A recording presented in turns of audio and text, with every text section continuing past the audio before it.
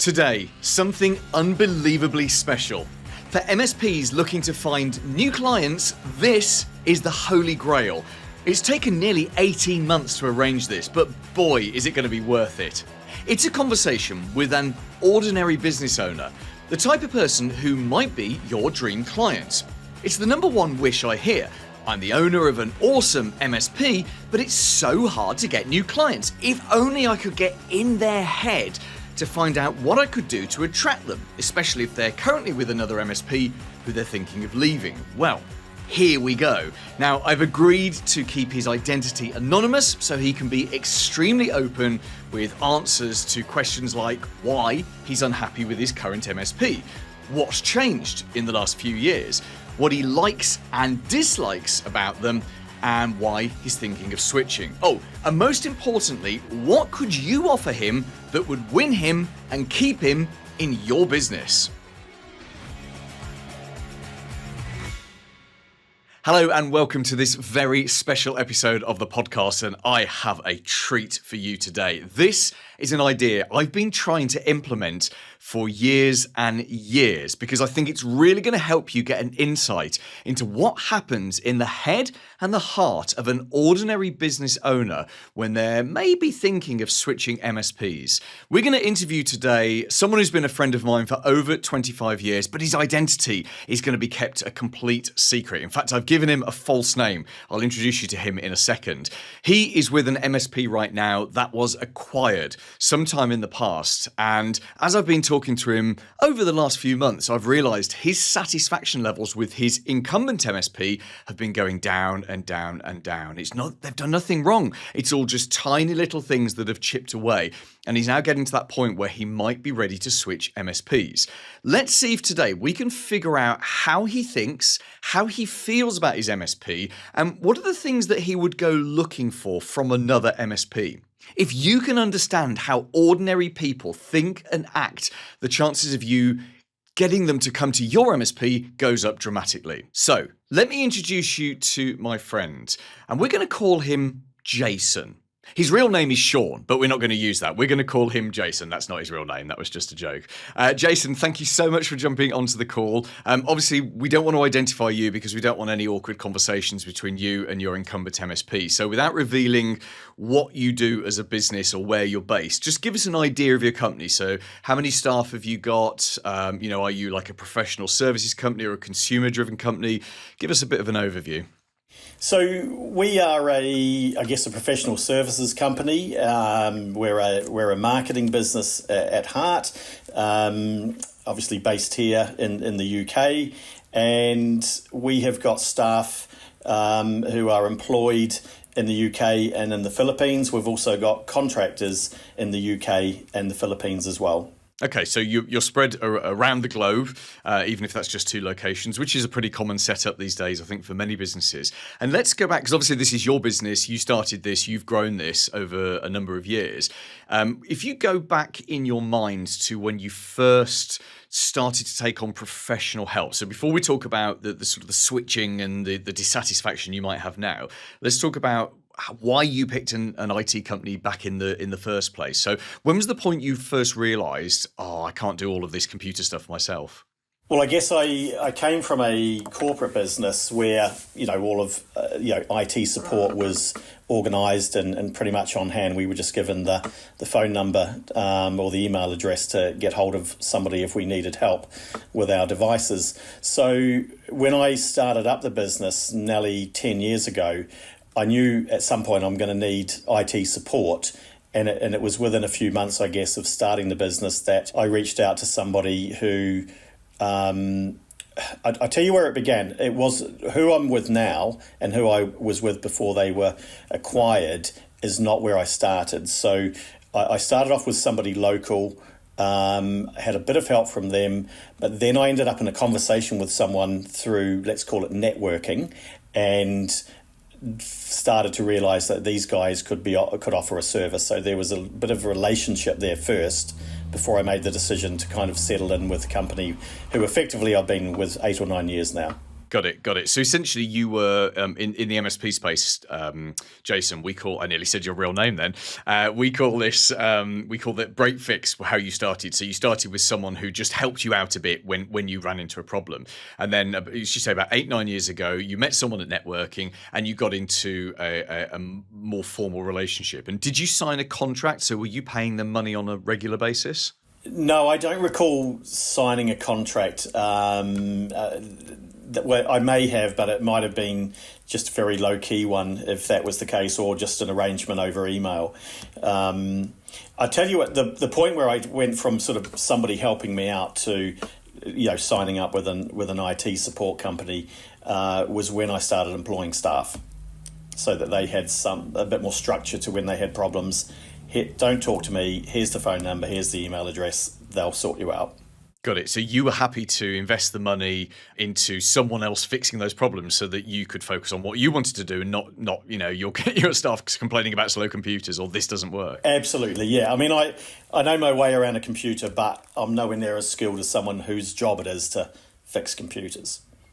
Yeah, absolutely. So the MSP that you were with got acquired, and again, we don't want names or anything like that, but I want the MSPs that are listening to this to understand how ordinary business owners feel when their MSP is acquired, because I always think that's a great time to go looking for or to go and try and pick up clients from that MSP. So if you've got a competitor in town that's been sold to a super MSP, I think that's a great time to go and talk to clients because of the levels of dissatisfaction that Jason is going to be talking about. So how long ago did this acquisition happen, and how did you feel about it when it first happened?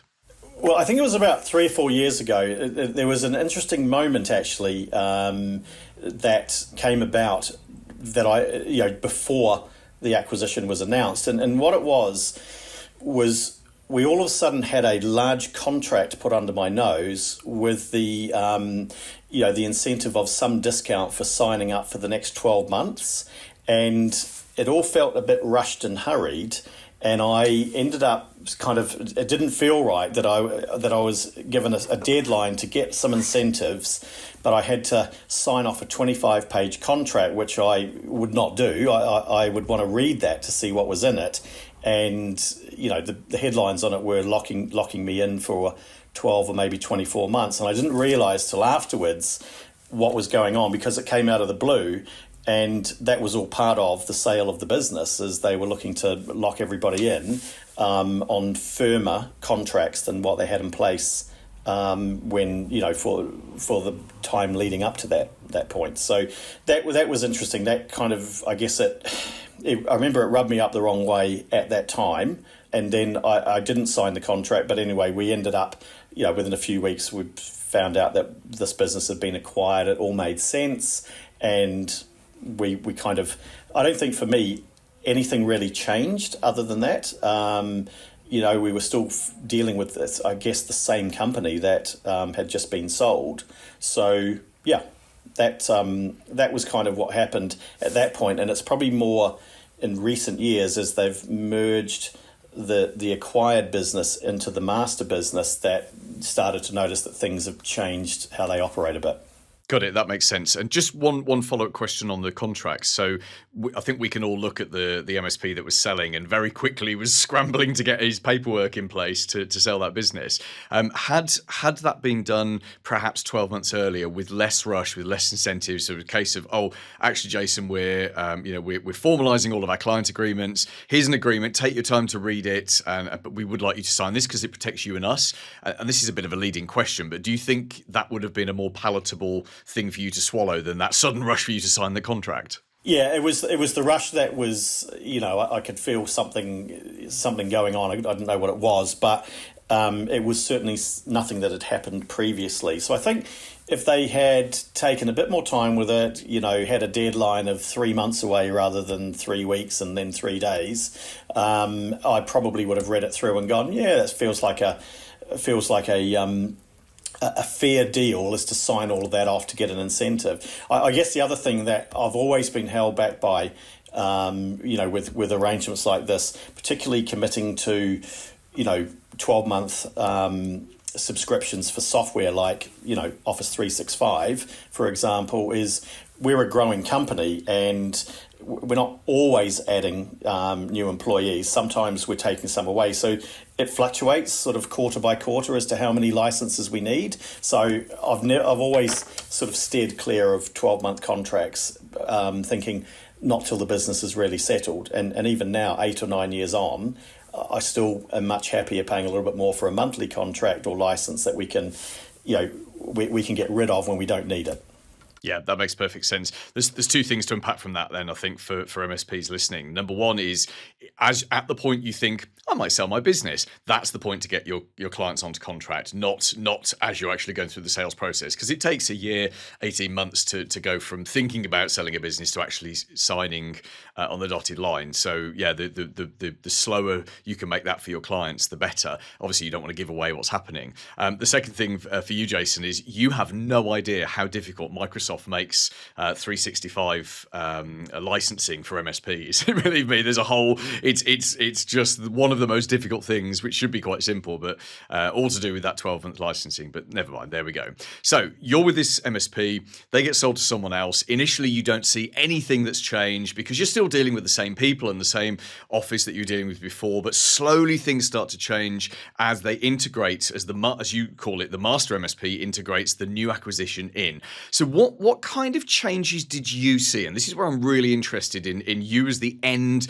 decision maker. So if we remember why you hired these people in the first place, you hired them so that they can concentrate on the technology and you can concentrate on the business, which is the perfect relationship. But you must have noticed things changing over time. So tell us what kind of stuff changed and how it impacted you. There was nothing particularly significant. I mean, the relationship, I guess I had, a good relationship with the people that ran, the company before it was sold. I knew them personally. I'd see them at networking events and chat and catch up and became quite friendly with them. So the owner, he departed obviously, and then some of the staff, I think maybe all of them followed through into the master business or with the sale. And over time, we probably, people sort of moved on and so forth. And to be fair, the people that we're now dealing with, I think some of them, were there originally and some of them are new as part of the master business. They're good people, no question. I think what is probably, kind of grated with me a little bit is the bureaucracy that I feel coming in, which may be a result of it being a bigger business and a little bit more rigid to deal with compared to something which was smaller, almost a family business kind of feel to it. So the reason we're having this conversation now is because let me turn this into a question. Is the reason we're having this conversation now because your level of dissatisfaction has reached a point that you are thinking, do I want to stay with these people or do I want to move somewhere else?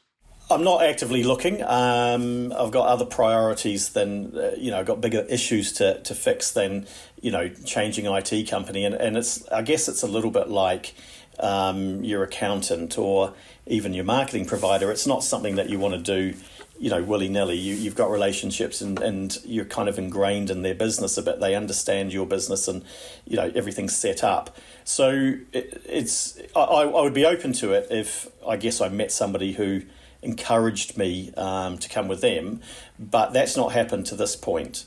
I think, what is interesting, I mean, there was an incident. There was a moment about 4 to 6 weeks ago which had become quite typical, and that is we've just decided that we're hiring a new person. We've offered them the job, and I would, along with a few other things, say to them, right, I'm going to CC you on an email to our IT support company, and you're going to see me asking them to set you up on Office 365 and get your email address sorted and so forth. And I'll CC our marketing operations manager as well so that she can see the email address and then go and get your email address sorted out for subscriptions to the task management system, to the timesheet system, to all of the other places that we need them subscribed to. So I sent that email off at something like 10 in the morning, went and did a day's work thinking, right, that's one job done and dusted, and went back to my emails at about 6 o'clock that evening, only to find that I had a question over would you like that to be a monthly subscription or an annual? And I'm thinking, well, all the others are on monthly. Why all of a sudden that question? And by the way, you've just cost 8 hours of getting this job done, which we need done for the person starting tomorrow, by asking that question. Then I went back with an answer, and the next morning I expected them to jump on it straight away and get everything in place for this person who we were meeting to onboard at something like midday the next day. And 11 a.m. came around and we still didn't have an email address for them set up. And I was told that their salesperson would be in touch with me to sign off the paperwork. And as much as I didn't really mind having to sign off the contract for a monthly subscription to a basic Office 365 license, we ended up in an onboarding meeting, first of all apologising to the person that we hadn't got their email address set up, and most of what we were going to talk about today and get them onboarded with is not available because that email address doesn't yet exist. So that moment there, and it's not the first time that's happened, is the sort of thing where you do start to think, do you know what, there's got to be an easier way than this. And you said earlier that you're not actively looking, but if you met the right person, and you also talked about something we call inertia loyalty, which we've talked about a lot on this podcast, which is exactly as you said, Jason, that people, it feels easier to stay with someone you're with than it does to move to someone new. So often, people don't buy until they're ready to buy. And today, you're too busy doing other things in the business. But if you went to a networking meeting, or you had an email or a LinkedIn conversation with someone tomorrow, and you could see that, oh, actually, this is a different kind of IT company, they're going to approach things a bit differently. There's less bureaucracy. I haven't got to talk to a salesperson. We can just pick up the phone. We can have a 2-minute conversation, and we can just make things happen. And I think we can all see, based on what you've just said, how that may put it in your mind. Do you know what? Maybe I will switch. So essentially, your MSP now is slowing you down, or that's the unintended consequence, that something new you wanted to do. You're clearly a fast mover, because no MSP wants 24 hours notice to set up a new user, but that's not as the end client. You don't really care about that, I guess. You just want to get that thing done. Let me ask an open question. If your incumbent MSP that you're working with right now, if they could do anything to address your dissatisfaction and make you feel more valued and make you feel, actually, I do like these guys and I do want to stick with them, what could they do? I think it would be a conversation where, instead of having to sign off on something really quite insignificant every time we want to add a new license, that there's just some type of standing arrangement that you tell me all the questions that you want from me. Unless I tell you otherwise, it's going to be monthly. It's going to be at the basic level. I'm going to need it within 24 hours. So the valid questions that your frontline people are going to be asking, they can have a look at the record and go, right, well, I already know that even though he hasn't mentioned it on this occasion, he wants monthly basic, and we don't need to sign off on a contract for a single license. That makes perfect sense. So they just make your life easy, essentially, and I guess there are different types of people that like different things. So you want that so you can move at speed, but then another client might want the control of, I want to sign off every single new license. And I guess that MSP's got to try and be flexible to your needs, but also to document them, so that they're not constantly asking you again and again the same questions. Let me flip that same question around and ask it of, if you met a new MSP tomorrow, what kind of things would they say or do that would make you sit up and think, I really need to talk to these people, I really need to pay some attention to these people? I think if they were local, it might help. I'd be more inclined to move to somebody that's local to us than just another one, remotely somewhere in the UK. That would probably make a difference. Occasionally you end up with, a hardware issue. There is a local company in town here that I would take that repair, computers physically. I don't even know if they offer IT services. I've never asked them. They've never asked me. But if there was a company that offered IT support and did computer repairs, that would be appealing. Interesting. I say interesting because the vast majority, like 99.9% of the work, is all done remotely by everyone now. What, apart from hardware repairs, what other benefits do you perceive there would be from having a company that's local to you that could physically come into your office, even if they don't? It's probably just the hardware repairs, and maybe just having the opportunity for a stronger relationship, a face-to-face relationship on occasions.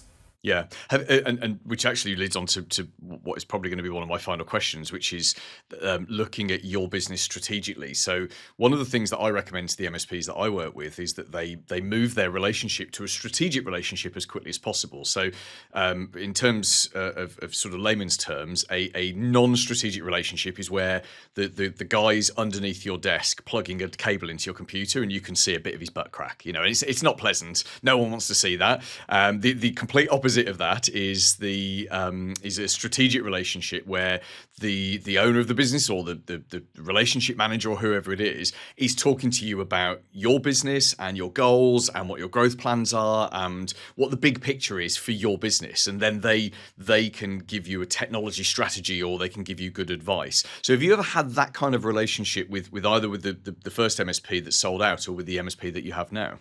More so with the MSP that we've got now, and to be fair, I think they sort of opened up a conversation like that, and I think what happened is it never went very far. We had one or two conversations. I said, yes, we want to achieve this, that, and the other, and they put some ideas to me. But because I think there was quite a bit of time between each conversation, and I don't know whether you're the same as me, but I find it difficult to go back to things. If it's been a few weeks, I have to reset and go and remember about where did we get to and what was the objective here. Whereas if it was happening day after day after day and we had it sorted within a week, then I might have signed off on a bigger commitment to them. But they did come from a strategic angle to some extent. Their business development person, I would be open to that conversation. How could they help me better? How could we streamline things? If we had better technology that we were not aware of that could increase productivity, for example. I suspect we're not as secure as we could be. I think we are, but they'll probably tell me otherwise. So I'd be open to hearing a bit more about how we could be more secure, so long as it's not coming from a point of kind of painting a very doom and gloom bleak picture that your company is full of risk, etc., etc. Like I've been put off by that in the past, where the whole data what's the word for it cyber protection is, for me, it's been overcooked and you're left feeling quite fearful of what could happen rather than necessarily supported. So yeah, don't sell cyber protection by trying to create fear. Explain it in a slightly more supportive way than that.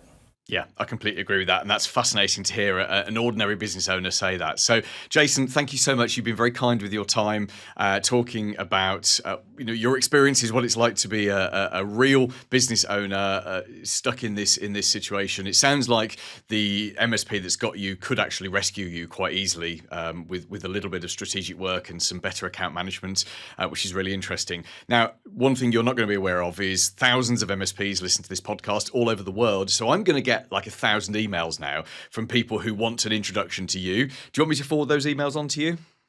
I don't think we're at that point. I'm more inclined to go and talk to our IT support company now and say, listen, we need to chat about a few things that we might need from you that we haven't got at the moment. That's, again, that feels like the more comfortable conversation than somebody saying, come with us. That was supposed to be a joke, by the way. Thank you very much. But I could just forward those emails on anyway. Jason, thank you so much for your time today. No problem. Paul Green's MSP Marketing Edge.